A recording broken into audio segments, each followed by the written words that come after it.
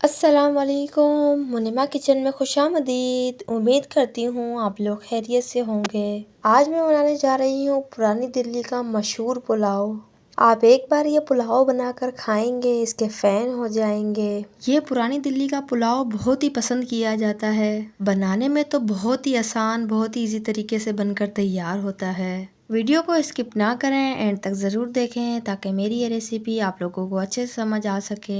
Recipe अच्छी लगे तो अपना फीडबैक ज़रूर दीजिए कि आप लोगों को मेरी ये रेसिपी कैसी लगी। चले आए तो चलते हैं मज़ेदार सी रेसिपी की तरफ। सबसे पहले मैंने खुला बर्तन लिया है, इसमें 1 केजी चिकन ऐड करूंगी। अब मैं इसमें 3 से 4 बड़ी इलायची ऐड करूंगी। अब मैं इसमें 1 table spoon black pepper add करूंगी। अब मैं इसमें 1 टेबल स्पून सफ़ेद ज़ीरा ऐड करूंगी। 4 से 5 बादियान के फूल ऐड करूंगी। अब मैं इसमें 10 से 15 लौंग ऐड करूंगी।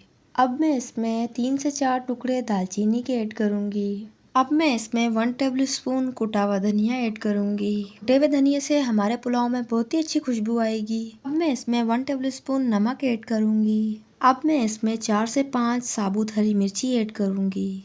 अब मैं इसमें पानी ऐड करूंगी। मैंने गोश्त को गलाने के लिए 1 लीटर पानी का यूज़ किया है, क्योंकि हम इसी यखनी का यूज़। रेसिपी अच्छी लगे तो दोस्तों और अजीज़ों में ज़रूर शेयर कर दीजिए। अगर आप लोगों ने अब तक मेरे चैनल को सब्सक्राइब नहीं किया तो सबसे पहले मेरे चैनल को सब्सक्राइब कर दीजिए।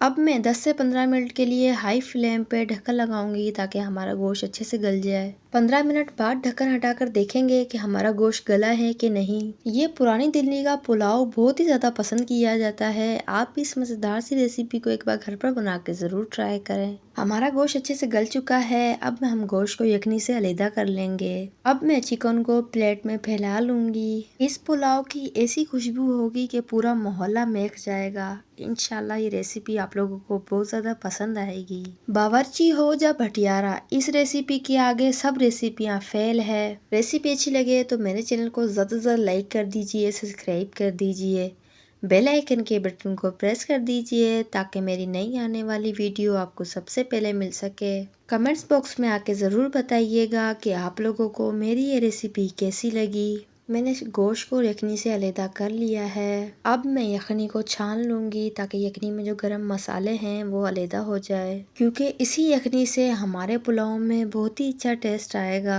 टेस्ट तो इसका बहुत ही कमाल का होगा।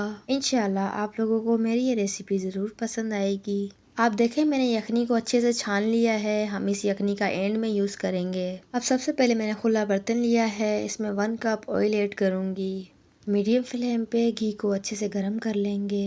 रेसिपी अच्छी लगे तो मेरे चैनल को ज़्यादा से ज़्यादा सपोर्ट कर दीजिए। ऑयल हमारा अच्छे से गर्म हो चुका है। अब मैं इसमें ग्राइंड किया हुआ प्याज ऐड करूंगी। 2 मैंने मीडियम साइज के प्याज लिए थे जिन्हें मैंने ग्राइंड कर लिया था। अब मैं 5 से 7 मिनट प्याज को लाइट गोल्डन होने तक पका लूंगी। 5 से 7 मिनट बाद हमारा प्याज लाइट गोल्डन हो चुका है। अब मैं इसमें 2 टेबल स्पून लहसुन अदरक का पेस्ट ऐड करूंगी। 2 से 3 मिनट लहसुन अदरक को भी अच्छे से पका लेंगे जब तक लहसुन अदरक का कच्चापन खत्म ना हो जाए। लहसुन अदरक की भुनाई अच्छे से करने के बाद अब मैं इसमें चिकन ऐड करूंगी, क्योंकि पुरानी दिल्ली का मशहूर पुलाव इसी तरह से बनाया जाता है। अब मैं 5 से 7 मिनट चिकन की भी अच्छे से भुनाई कर लूंगी। आप भी इस मजेदार से पुलाव को किसी दावत वगैरह में भी बना सकते हैं। 5 से 7 मिनट बाद देखें हमारी चिकन लाइट गोल्डन हो चुकी है। अब मैं इसमें बीच से कट किए हुए टमाटर ऐड करूंगी। 1 टेबल स्पून कुटा हुआ धनिया ऐड करूंगी। अब मैं इसमें 1 टेबल स्पून सौंफ ऐड करूंगी। सौंफ से भी हमारे पुलाव में बहुत ही अच्छी खुशबू आएगी। 1 टेबल स्पून कुटी लाल मिर्च ऐड करूंगी।